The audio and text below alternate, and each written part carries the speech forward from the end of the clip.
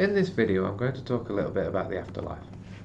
I wanted to make a video about the afterlife because I happened to see a humanist clip that was trying to make it clear that there isn't one.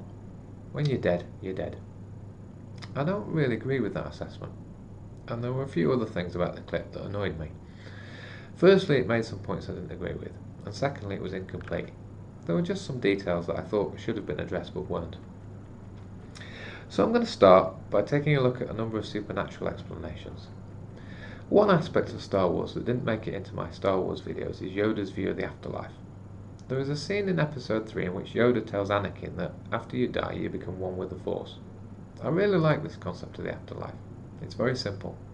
Well, at least it is if you think of the Force as the universe itself, or perhaps as Mother Nature. That simplicity disappears though when you start thinking about all of the supernatural elements of the Force.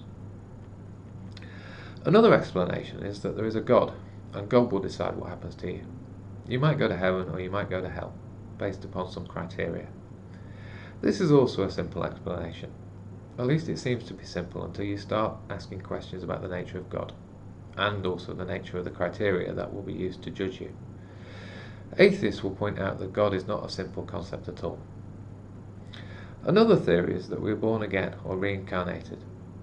The problem with this idea is that you might ask, how is this accomplished? And you might wonder, where is the evidence to support this extraordinary claim? The bottom line is that supernatural explanations are a question of religious faith. They may be compelling explanations, but what we can get from science is compelling too. So what do we actually know about the afterlife? I think it makes sense to start at the beginning, and therefore the first question to ask is, where do we come from in the first place? I'm going to tackle this from a personal point of view, and I'm going to work on the basis that my first memory roughly coincides with the time when I came into being. Since I have no recollection of anything before that, it seems reasonable to conclude that I didn't actually exist before then. I'm pausing because there's an obvious problem with that conclusion. Like everyone else, I have learned that I did exist long before my first memory, and there was another much earlier point in time when my life was conceived. The embryo that was created after my parents had sex developed in my mother's womb, and eventually I was born. It was only years later that I began to experience the world and remember things. At first glance, these observations seem strange, but they fit in well with modern scientific thinking. I think science is coming to the conclusion that consciousness is an emergent property. In other words, we are all emergent creations. When the development of a brain reaches a certain stage, there comes a point when we not only become self-aware, we also begin to exist as something more. Perhaps that conscious me is an expression of what we truly are. It's what those millions of cells have worked to make, and it's what they continue to sustain for the rest of our lives. Next question to ask is, where are we going? Well, just as the universe created me, it's going to destroy me too. As we grow old, our bodies slowly stop working properly, and the physical body that has made consciousness possible ceases to function, and therefore we go along with it. This is what the humanist clip was talking about when it implied dead is dead. There's a counter-argument though, and I'm going to quote Carl Sagan again to help me make the point. Carl Sagan said, "Extraordinary claims require extraordinary evidence." Just because you're dead and destroyed, that does not mean that you can't be created anew and come alive again. I think you'd need extraordinary evidence to claim that when you're dead, and that's the end. I don't think that evidence exists. Equally, there's no evidence to prove that we all didn't also exist before this life, in some other form, or some other life. What is extraordinary is that the universe has created us, and I have extraordinary evidence to support that claim. That evidence is simply that I'm here, right now, making this video. What I'm trying to say is that the universe is extraordinary, and we should not underestimate it. We should not arrogantly assume that we know what it is and what it isn't capable of. To finish off, I'm going to summarise by listing some of the things that I think we really do know for sure. There is one reality. I see one universe and one realm of existence. I'm part of that universe and exist on a place that we call the planet Earth. I'm a human being.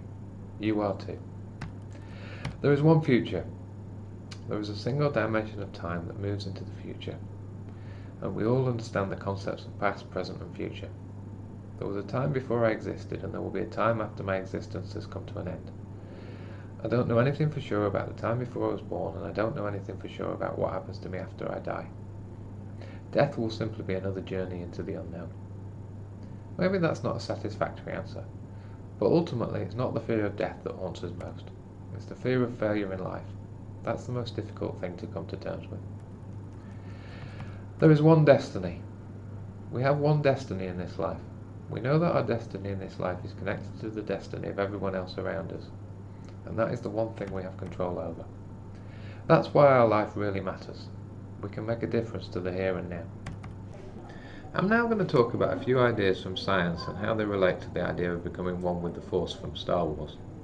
This section is really just speculation about some scientific ideas and what they might mean, so it's optional viewing. I said earlier that I really like the idea of becoming one with the Force. The idea has one really big flaw though. We're already at one with the Force. There isn't, as far as anyone knows, any kind of transition when you die.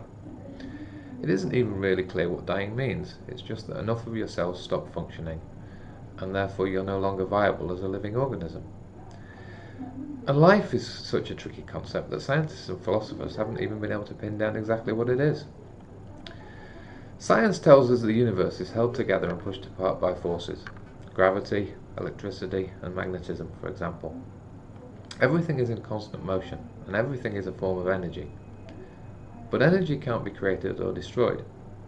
At least that's something every science student learns at a very young age. So in a way you can't be created or destroyed. But it appears that it's even deeper than that.